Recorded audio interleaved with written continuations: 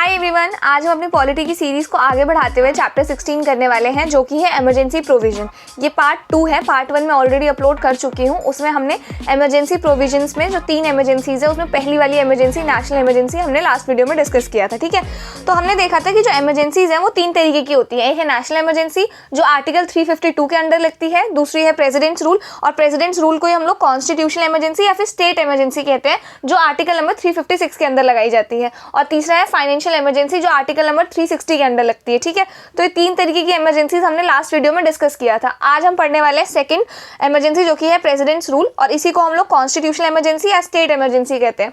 अब मैंने आपको कहा था लास्ट वीडियो में कि जो तीनों इमरजेंसीज है ना, हमें जानना होता है किस ग्राउंड पे इनको लगाया गया है, राइट। वो कौन सा ग्राउंड है जिस ग्राउंड पे हम लोग ये डिक्लेयर करते हैं कि अब प्रेसिडेंट रूल लगने वाला है या अब नेशनल इमरजेंसी लगने वाली है, एटसेट्रा एटसेट्रा। अब जो नेशनल इमरजेंसी था उसमें हमने क्या देखा था कि वो 2 तरीके की है, इंटरनल एंड एक्सटर्नल। एक्सटर्नल वाले में क्या होता है, जब भी वॉर या एक्सटर्नल एग्रेशन का केस होता है तो एक्सटर्नल इमरजेंसी, और आर्म्ड रेबिलियन होता है तो इंटरनल इमरजेंसी लगती है, राइट। अब ये वाला जो चैप्टर है ना प्रेसिडेंट रूल, इसमें होता क्या है, इसका नाम से आपको पता लग रहा होगा, स्टेट इमरजेंसी। नेशनल इमरजेंसी जो कि पूरे इंडिया पे लगती है, राइट। स्टेट इमरजेंसी जो किसी स्पेसिफिक स्टेट पर लगाई जाती है, तो उसको हम लोग क्या कहते हैं, प्रेसिडेंट रूल। यानी कि वो जो पूरा स्टेट है ना वो प्रेसिडेंट के अंडर आ गया है। अब उस स्टेट में कोई चीफ मिनिस्टर नहीं है, कोई गवर्नमेंट नहीं है, ठीक है। अब वो पूरे स्टेट का जो फंक्शनिंग है ना वो प्रेसिडेंट खुद कंट्रोल करेंगे। तो ऐसी सिचुएशन को हम लोग प्रेसिडेंट रूल कहते हैं कि अब इस एरिया में प्रेसिडेंट रूल लगा दिया गया इस स्टेट में, यानी कि उस स्टेट की अपनी कोई सरकार अभी नहीं है, कोई चीफ मिनिस्टर नहीं है वहां उस स्टेट का, कोई गवर्नर नहीं है उस स्टेट का सिर्फ अभी जो भी ये काम है ना सब कुछ कौन हैंडल कर रहा है, हमारे प्रेसिडेंट हैंडल कर रहे हैं। ठीक है, तो आई होप आपको ये चीज अब क्लियर हो प्रेसिडेंट रूल का मतलब क्या है। तो national emergency and president rule में मेन डिफरेंस क्या आ गया, पहला डिफरेंस तो यही आ गया कि नेशनल इमरजेंसी पूरे इंडिया पे लगाई जाती है और स्टेट इमरजेंसी किसी एक स्पेसिफिक स्टेट पर लगाई जाती है। ठीक है, जरूरी नहीं है एक स्टेट पे, एक से ज्यादा स्टेट्स पर भी सेम टाइम पे प्रेसिडेंट रूल लग सकता है। जैसे फॉर एग्जाम्पल महाराष्ट्र में प्रेसिडेंट रूल लगा हुआ है, तो सेम उसके बाद केरला में भी लग सकता है प्रेसिडेंट रूल, अगर वहां की भी सिचुएशन आउट ऑफ कंट्रोल हो गई तो। ठीक है, अब प्रेसिडेंट रूल लगाया किन ग्राउंड्स पे जाते हैं, हमें इस चीज को समझना काफी ज्यादा इंपॉर्टेंट है। तो president rule can be proclaimed under article 356 on 2 grounds. 2 grounds पे प्रेसिडेंट रूल लगाया जाता है, ये चीज आपको ध्यान रखनी है। ठीक है, और उन 2 ग्राउंड में से एक ग्राउंड तो आर्टिकल नंबर 356 में ही लिखा हुआ है कि किस ग्राउंड में प्रेसिडेंट रूल डिक्लेयर होगा, और दूसरा आर्टिकल नंबर 365 में मेंशन है। तो वो है क्या, समझते हैं।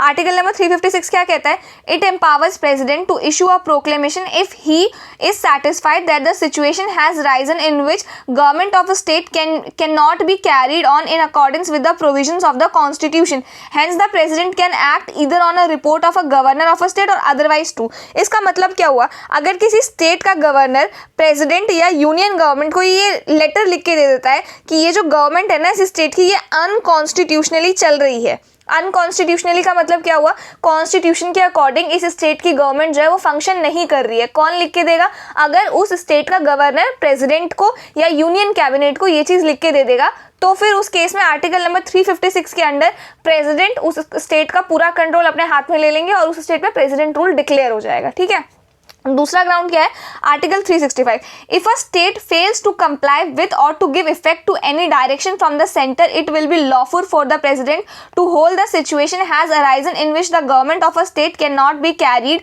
और in accordance with the provisions of the constitution. इसमें हमने क्या समझा, अगर गवर्नर लिख के दे दे, इसमें हमने क्या देखा, अगर सेंटर कोई डायरेक्शन देता है स्टेट को कोई काम करवाने के लिए, अगर सेंटर ने कुछ फंक्शन बोला है स्टेट को कि स्टेट को ये काम करना है, तो स्टेट अगर वो काम नहीं करता है, समझ में आया, सेंटर के द्वारा दिया गया काम स्टेट नहीं परफॉर्म करता है, तो उस केस में प्रेसिडेंट रूल लगाया जा सकता है। उस केस में भी क्या होगा, ये हो जाएगा कि ये जो स्टेट है ना वो लॉफुल नहीं चल रहा है और ऐसी कंडीशन आ गई है कि अब प्रेसिडेंट को मामला अपने हाथ में लेना पड़ेगा। तो इन केसेस में क्या हो जाता है, हमारा प्रेसिडेंट रूल लगा जाता है, यानी कि सेंटर स्टेट को कुछ भी डायरेक्शन दे सकता है और अगर ये डायरेक्शन फॉलो नहीं किए गए तो प्रेसिडेंट उस स्टेट की गवर्नमेंट को सस्पेंड कर सकती है। तो इस आर्टिकल का मतलब ये हुआ। आई होप आपको ये दोनों आर्टिकल्स ना क्लियर हो, और इन दोनों ही आर्टिकल्स के बेसिस पे क्या लगाया जाता है, प्रेसिडेंट रूल लगाया जाता है। ये चैप्टर बहुत इंपॉर्टेंट है, इसकी एक एक लाइन इंपॉर्टेंट है, आपसे प्रीलिम्स में कुछ भी पूछा जा सकता है। ठीक है, उसके बाद की डिफरेंस, अब आर्टिकल 356 और 365 में डिफरेंस क्या है देख लेते हैं थोड़ा सा।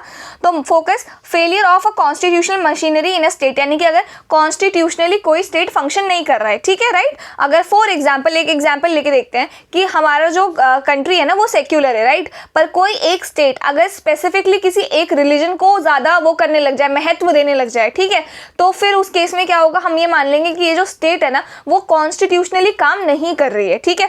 किसी से भी ना उसके रिलीजन के बेसिस पे आप भेदभाव नहीं कर सकते हो, बट ये स्टेट जो है ना किसी एक स्पेसिफिक कम्युनिटी के साथ क्या कर रही है, भेदभाव कर रही है उनके रिलीजन को लेके, फॉर एग्जाम्पल। तो उस केस में गवर्नर लिख के दे देंगे कि ये स्टेट ना कॉन्स्टिट्यूशनली काम नहीं कर रहा है, तो इसीलिए आप प्रेसिडेंट रूल लगाना पड़ेगा, तो प्रेसिडेंट रूल लग जाएगा। ये समझ में आ गया।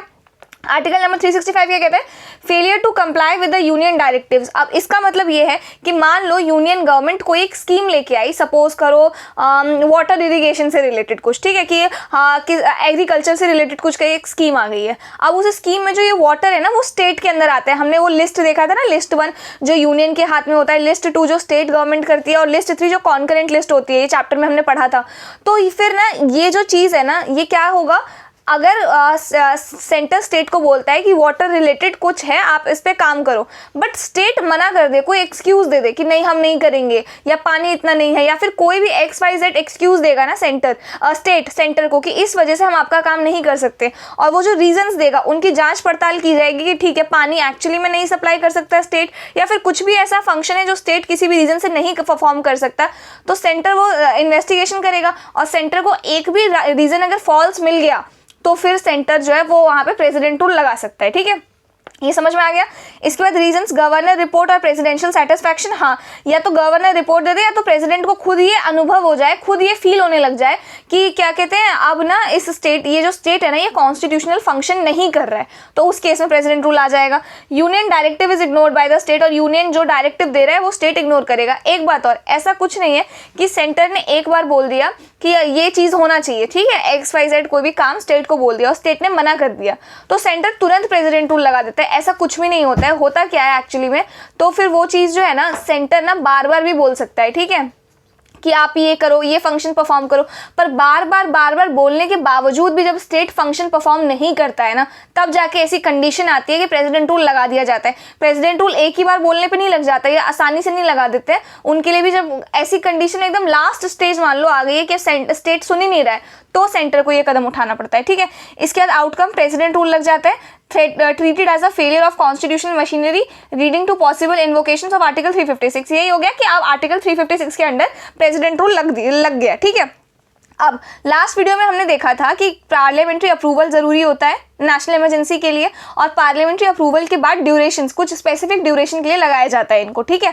अब ये है क्या, तो देखो 2 महीने के अंदर अप्रूव होना चाहिए। जब से ये प्रोक्लेमेशन इशू हो गया है ना, इमरजेंसी लगेगा, स्टेट इमरजेंसी लगाई जाएगी या प्रेसिडेंट रूल लगाया जाएगा, तो जब से वो प्रोक्लेमेशन इशू हुआ है ना उसके 2 महीने के अंदर से ना दोनों हाउसेज से वो प्रोक्लेमेशन क्या होना चाहिए, अप्रूव हो जाना चाहिए। और अगर लोकसभा आपकी डिसॉल्व हो चुकी है, मान लो प्रोक्लेमेशन इशू हुआ और लोकसभा हमारी डिसॉल्व हो गई है, जिस वजह से लोकसभा वो प्रोक्लेमेशन वो नहीं कर पाई, अप्रूव नहीं कर पाई, तो फिर उस केस में ना जब नई लोकसभा बनेगी ना तो नई लोकसभा बनने के बाद 1 महीने के अंदर वो प्रोक्लेमेशन क्या होना चाहिए, पास हो जाना चाहिए, अप्रूव हो जाना चाहिए लोकसभा से। ये चीज याद रखना। और इस प्रोक्लेमेशन को ना सिंपल मेजोरिटी से पास कराना है, दैट्स इट। दोनों हाउसेज से सिंपल मेजोरिटी से पास होना चाहिए, ठीक है। और एक बार अगर ये पास हो गया ना तो ये 6 महीने तक ही लगा रह सकता है, 6 महीने से ज़्यादा एक बार ये नहीं लग सकता। समझ में आ गया। और 6 महीने ना जब से अप्रूव हुआ है तब से नहीं, बल्कि जब से ये प्रोक्लेम हुआ है, यानी कि इसको ज़रा मैं ऊपर लिख दूँ, यहाँ पे देखो, मान लो 1 तारीख को प्रोक्लेमेशन इशू हुआ है, ठीक है, तो 1 जनवरी को अगर ये इशू हुआ है ना तो ये 30 जून तक ही वैलिड रहेगा। भले ही 1 जनवरी के बाद 2 महीने बाद, यानी कि फरवरी, मान लो 2 फरवरी को ये अप्रूव हुआ है दोनों हाउसेस से, तो फरवरी से 6 महीने काउंट नहीं होंगे, बल्कि जनवरी से 6 महीने काउंट होंगे। जब से वो प्रोक्लेमेशन इशू हो गया है ना, भले पास हो, फेल हो, पास हुआ हो, ना हुआ हो, डजंट मैटर, वो जब से प्रोक्लेमेशन इशू हुआ है तब से वो 6 महीने तक वैलिड रहेगा। यार एक बार जब वो अप्रूव हो गया तो 6 महीने तक, फिर दोबारा हमें लगाना है तो फिर दोबारा 6 महीने तक लगवा सकते हैं। और प्रेसिडेंट रूल मैक्सिमम से मैक्सिमम आपका 3 साल तक ही लगा रह सकता है, 3 साल से ज्यादा प्रेसिडेंट रूल नहीं लगा रह सकता। एक बार में 6 महीने, दोबारा अप्रूव कराओ फिर 6 महीने, दोबारा अप्रूव कराओ फिर 6 महीने, लेकिन ऐसा कर करके भी ना ये मैक्सिमम से मैक्सिमम 3 साल तक ही रह सकता है। 3 साल से ज्यादा ये प्रेसिडेंट रूल किसी एक स्पेसिफिक स्टेट में लगाया नहीं जा सकता, ठीक है। अब अगर मुझे वो लगाना है, मतलब अगर 3 साल से ज़्यादा वो हो गया, 3 साल नहीं, अगर 1 साल से ज़्यादा हो गया प्रेसिडेंट रूल को, मान लो मैंने एक बार में 6 महीने के लिए लगता है प्रेसिडेंट रूल, फिर दोबारा उसको मैंने पास करवाया, दोबारा 6 महीने के लिए लग गया, लेकिन अब जब मैं तीसरी बार उसको कराऊंगी ना तो तीसरी बार प्रेसिडेंट रूल नहीं लगेगा। मेरे कहने का मतलब क्या है, मैं थोड़ा और समझा ही देती हूँ। इधर देखो, एक सेकेंड देखो, एक बार प्रेसिडेंट रूल लग गया, एक बार प्रेसिडेंट रूल लगने के बाद वो पास हो गया तो ये 6 महीने तक वैलिड रहेगा। दूसरी बार फिर हो गया, ये 6 महीने तक वैलिड हो गया, ये दूसरी बार ये 6 महीने तक वैलिड हो गया, फिर दूसरी बार इसको फिर अप्रूव कराया गया इसी प्रोक्लेमेशन को, फिर अगेन ये 6 महीने तक वैलिड हो गया। ठीक है, तो यानी कि 1 जनवरी 2024 को ये इशू हुआ है, तो एक बार अप्रूव हुआ 30 जून तक। ठीक है, फिर दोबारा 1 जुलाई से मान लो हो गया तो वो अप्रूव रहेगा 31 दिसंबर तक। ठीक है, 2024 तक। ऐसा करते करते ना ये 1 साल हो गया पूरा। अब इसके बाद जब मैं दोबारा इसको 6 महीने के लिए अगेन अप्रूव करवाऊंगी ना तो मुझे ना 2 कंडीशंस को फुलफिल कराना पड़ेगा। अगर ये 2 कंडीशंस फुलफिल होंगी तभी जाके ये नेक्स्ट 6 मंथ्स के लिए और हो सकता है, और ऐसा करके ना ये मैक्सिमम से मैक्सिमम 3 साल तक ही रह सकता है। 3 साल से ज़्यादा प्रेसिडेंट रूल नहीं लगाया जा सकता है। ठीक है, किसी एक स्पेसिफिक स्टेट में लगातार। अब वो 2 कंडीशंस कौन सी है जिनको अप्रूव कराने के बाद ही प्रेसिडेंट रूल 1 साल से ज़्यादा रह सकता है? तो वो 2 कंडीशंस है। पहला, नेशनल इमरजेंसी, यानी कि नेशनल इमरजेंसी लगा होना चाहिए, या तो पूरे इंडिया पे या तो फिर इंडिया के किसी एक स्पेसिफिक पार्ट पे, पहली चीज़। दूसरी चीज़ क्या है, इलेक्शन कमीशन ये लिख कर दे दे, मतलब ये ऑर्डर लिख के ही बता दे कि इस पर्टिकुलर स्टेट, सपोज करो महाराष्ट्र में लगा हुआ है प्रेसिडेंट रूल और 1 साल से ज़्यादा हो गया है, अब मुझे तीसरी बार अप्रूव कराना है, तो तीसरी बार वो तभी अप्रूव होगा, पहला अगर नेशनल इमरजेंसी लगा हो या तो पूरे इंडिया पे या तो किसी एक स्पेसिफिक पार्ट पे, या तो दूसरा क्या, दूसरी कंडीशन ये है कि उस स्टेट यानी कि महाराष्ट्र के लिए इलेक्शन कमीशन ऑफ इंडिया ये चीज़ लिख के दे दे कि महाराष्ट्र की कंडीशन इतनी खराब है कि महाराष्ट्र में इलेक्शन हो ही नहीं सकता है। तो अगर ये दोनों कंडीशन फुलफिल हो जाती हैं तब हमारा तीसरी बार प्रेसिडेंट रूल लग जाएगा, लेकिन तीसरी बार लगने के बाद मैक्सिमम से मैक्सिमम 6 महीने तक रहेगा, फिर दोबारा ये दोनों कंडीशन फुलफिल होनी चाहिए, और ऐसा करके ये मैक्सिमम 3 साल तक ही रह सकता है, 3 साल से ज़्यादा नहीं रह सकता है। आई होप ये चीज़ मैंने बहुत क्लियरली आपको समझा दी हो, बहुत इंपॉर्टेंट चीज़ थी ये। अब ज़रा इसको रीड कर लेते हैं, अभी तक हमने जो भी पढ़ा है। कहाँ गए, हाँ ये देख लिया था हमने। हाँ, तो parliamentary approval and duration should be approved by both the houses of parliament within 2 months from the date of it issue. ये चीज़ ना एग्जाम में ऐसे ही घुमा के पूछी जाती है कि जिस दिन वो आया उसी के दिन के इशू से, या फिर जिस दिन वो अप्रूव हो गया तब से लेके 6 महीने तक। ठीक है, इसके बाद क्या है, if the Lok Sabha has been dissolved, the dissolution of Lok Sabha takes place during the period of 2 months without approving the proclamation, then the proclamation survive until 30 days from the first sitting of the Lok Sabha, meanwhile Rajya Sabha can approve it. समझ में आया? 2 महीने के अंदर होना चाहिए पास दोनों houses से, और अगर लोकसभा डिसॉल्व हो गई है without approving the proclamation, then उस केस में जब नई लोकसभा बनेगी और फर्स्ट सिटिंग होगी तब 30 days के अंदर वो हो जाना चाहिए। मीनवाइल राज्यसभा तब तक अप्रूव कर देगी अपना। If approved by both the houses by simple majority, president rule continues for 6 months. अगर ये एक बार दोनों हाउसेज से लग गया तो 6 महीने के लिए ये रहेगा। It can be extended for a maximum period of 3 years. 3 साल के लिए रहेगा। Without approval of parliament, with approval of parliament, यहाँ पे with कर लेना, ठीक है? इसको मैं ठीक ही कर देती हूँ वरना यही नोट्स चले जाएंगे आपके पास। एक सेकेंड, विथ, हाँ ठीक है, तो with approval of the parliament, अरे हाँ, with approval of the parliament in every 6 months, हर 6 महीने में पार्लियामेंट की अप्रूवल लेना जरूरी है। I hope this is clear.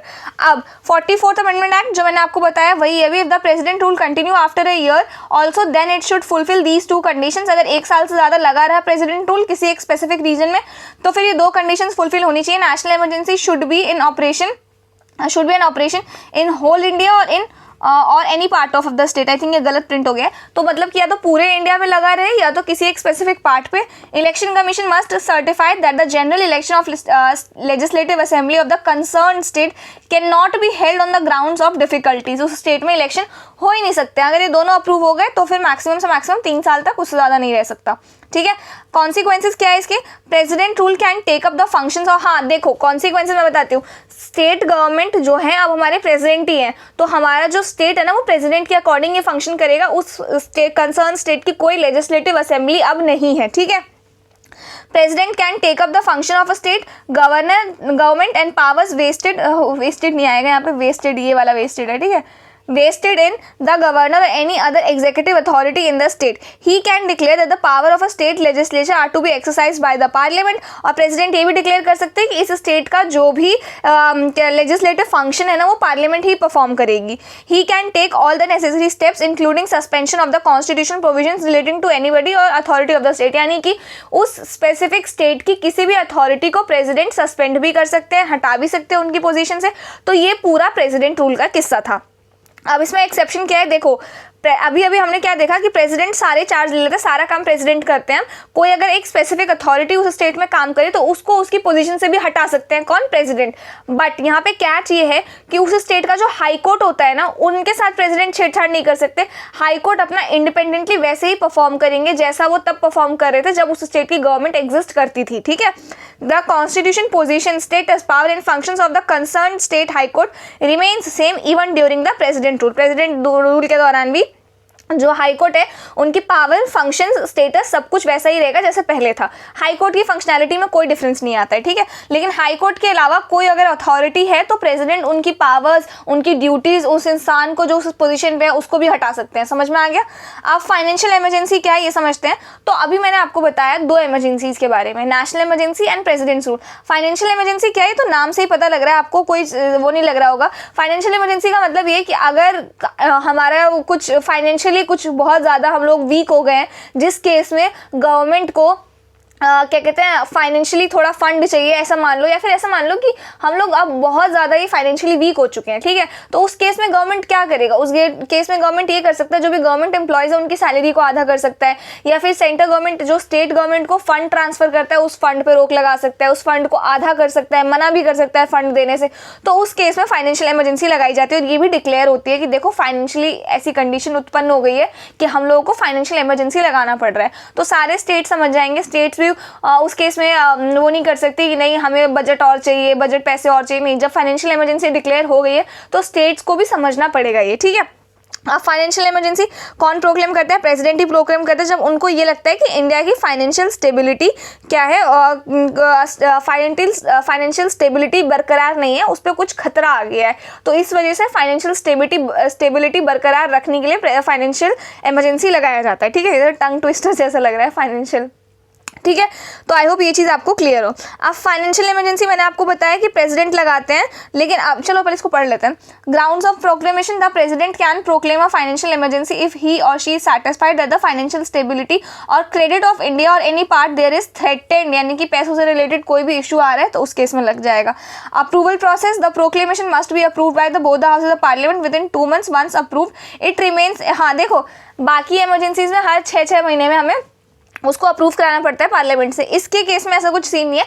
एक बार अगर लग गई फाइनेंशियल इमरजेंसी तो उसको बार बार हमें पार्लियामेंट से अप्रूव नहीं कराना, वो एक ही टाइम में मतलब ऐसा मान लो कोई एक स्पेसिफिक टाइम के लिए नहीं लगती है. मतलब फाइनेंशियल इमरजेंसी 6 महीने के लिए, 1 साल के लिए नहीं लगती. फाइनेंशियल इमरजेंसी एक बार लगती है तो वो लगी रहती है इंडेफिनाइट पीरियड के लिए, तब तक जब तक प्रेसिडेंट उसको खुद ही प्रोक्लेम ना कर ले. ठीक है. तो the proclamation must be approved by both the houses of parliament within 2 months. Once approved it remains in force until revoked by the president. President खुद ही उसको रिवोक कर लेते हैं. No maximum time limit prescribed for its operation. तो ऐसा कुछ नहीं लिखा कि 6 महीने के लिए रहेगा या 1 साल के लिए रहेगा, ऐसा कुछ भी नहीं है. फाइनेंशियल इमरजेंसी एक बार लगा दिया पार्लियामेंट ने और भूल गया अगर पार्लियामेंट, तो फिर वो लगी रहेगी फाइनेंशियल इमरजेंसी जब तक प्रेसिडेंट उसको खुद ना रिवोक कर ले. ठीक है. तो यही है. रिपीटेड पार्लियामेंट्री अप्रूवल भी इसमें ज़रूरी नहीं है कि हर 6 महीने में अप्रूव करा उस प्रोक्लेमेशन को, एक बार हो गया तो बस गया. अब इसके इफेक्ट क्या पड़ते हैं, तो president can direct state to reduce salaries. हाँ, प्रेसिडेंट स्टेट्स को बोल सकते हैं कि भाई गवर्नमेंट एम्प्लॉयज जितनी उनकी सैलरीज को आधा कर दो. साथ ही अलाउंसेज जो है गवर्नमेंट एम्प्लॉयज के, including high ranking official, salary of central and state government employees, including जजेस of supreme court and high court can be reduce. जितने भी लोग हैं गवर्नमेंट सर्विस में उन सबकी सैलरीज को आधा कर सकते हैं. ठीक है. और कम भी कर सकते हैं आधे से. ऑल द मनी बिल्स और financial proposal of the state must be approved by the president. हाँ, इस केस में क्या होता है ना, जो वो होते हैं ना प्रेसिडेंट गवर्नर्स को बोल देते हैं कि आपका जितने भी मनी बिल्स है ना उन सबको सेव करो, फिर वो उनको नोट देखते हैं, मतलब वेरीफाई करते हैं ठीक है कि नहीं है. और इनफैक्ट जो प्रेसिडेंट है वो गवर्नर मतलब फंड देने से भी रोक सकते हैं. सेंटर को बोल सकते हैं स्टेट को फंड नहीं देना, इस केस में अभी पैसों की बहुत ज़रूरत है, ऐसा मान लो. रिवोकेशन, प्रेसिडेंट इसको कभी भी रिवोक कर सकते हैं, इसके लिए कोई हमें पार्लियामेंट अप्रूवल की ज़रूरत नहीं है. ठीक है, तो अब आई होप आपको ये चीज़ जो है ना अच्छे से क्लियर हो गई हो, और ये वाला चैप्टर जो है ना मेरी तरफ से अब खत्म हो चुका है। आई होप आपको इसमें अगर कोई भी डाउट है तो कमेंट करना, मैं उसका आंसर ज़रूर करूँगी। और एक बात, अब दिक्कत क्या हुई है सुनो। बात ये है कि मैंने इसके बनाए थे नोट्स, ठीक है, और नोट्स ना मैंने आप लोगों को, मुझे लगा जब मैंने इसका पार्ट 1 अपलोड किया कि मैंने टेलीग्राम पे भेज दिया नोट्स, बट नोट्स इसके गलती से डिलीट हो गए और मेरे पास है नहीं इसके नोट्स अब, ठीक है। तो इसी वजह से ना मैंने ये पार्ट 2 के मैंने नोट्स बना लिए अभी, प्रेसिडेंट रूल और फाइनेंशियल इमरजेंसी, बट इसका जो पहले वाला है ना पार्ट 1 के, वो नोट्स आपको नहीं मिल पाएंगे। वो कोई बात नहीं है, इतना नोट्स तो बना लेना आप देख के समझ के खुद से, बाकी पार्ट 2 के आपको मिल जाएंगे। और अगर आपको नोट्स चाहिए हो तो आपको टेलीग्राम चैनल पर मिल जाएगा, टेलीग्राम चैनल का लिंक आपको डिस्क्रिप्शन में मिल जाएगा। और अगर वो लिंक ओपन नहीं होता है तो फिर ये आप टाइप कर लेना टेलीग्राम चैनल पे @UPSC Unplugged 1, तो इससे आपको जो ग्रुप मिलेगा उसमें आपको इसके नोट्स मिल जाएंगे, ठीक है। और कोई भी डाउट हो तो कमेंट करना। और आप लोग एक चीज़ मैं बताऊँ, मैंने ना इसकी वीडियो स्टॉप कर दी थी बनानी, क्योंकि मुझे लग रहा था ना कि आप लोग शायद अभी चैप्टर 1 या चैप्टर 2 पे ही हो अभी तक, और चैप्टर 16 अभी तक नहीं कवर किया है, तो इसीलिए आप लोगों के कमेंट्स नहीं आ रहे थे, तो इस वजह से मैं अपलोड नहीं कर रही थी। बट अब आप लोग कमेंट कर रहे हो, एंगेज कर रहे हो, तो मुझे अच्छा लग रहा है। तो अब मैं ना इसको अपलोड करती रहूँगी, आप लोग कमेंट करते रहना, मैं जल्दी जल्दी इसको अपलोड करती रहूँगी, ठीक है। तो आई होप आपको ये समझ में आया। कोई डाउट हो तो मुझे बताना कमेंट सेक्शन में, और मैं अब रेगुलरली इसकी वीडियोस डालूंगी, so don't worry at all, and I will see you in the next video.